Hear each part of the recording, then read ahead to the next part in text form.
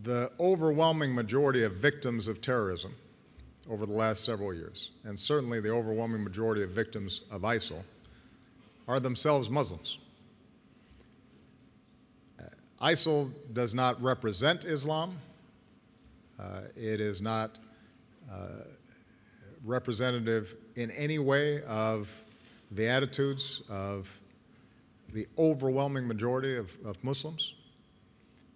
This is something that's been emphasized by Muslim leaders, whether it's President Erdogan or the President of Indonesia or the President of Malaysia, countries that are majority Muslim but have shown themselves to be tolerant and to work to be inclusive in their political process. And so to the degree that anyone would equate the terrible actions that took place in Paris with the views of Islam, those kinds of stereotypes are counterproductive. They're wrong. They will lead, I think, to greater recruitment into terrorist organizations over time if this becomes somehow defined as a Muslim problem as opposed to a terrorist problem. Now, what is also true is that the most vicious terrorist organizations at the moment are ones that claim to be speaking on behalf of true Muslims.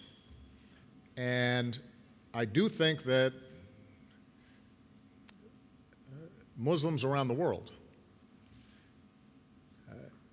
religious leaders, political leaders, ordinary people, have to ask very serious questions about how did these extremist ideologies take root. Even if it's only affecting a very small fraction of the population, it is real. And it is dangerous. And it has built up over time, and with social media, it is now accelerating.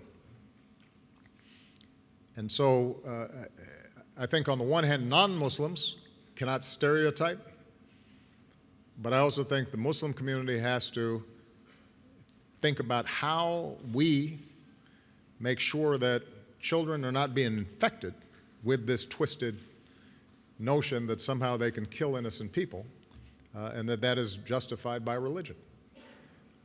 And to some degree, that is something that has to come from within the Muslim community itself. And I think there have been times where there has not been enough pushback against extremism. There's been pushback.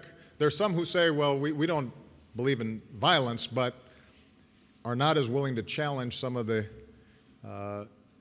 extremist thoughts or rationales for why Muslims feel oppressed. And I think those ideas have to be challenged.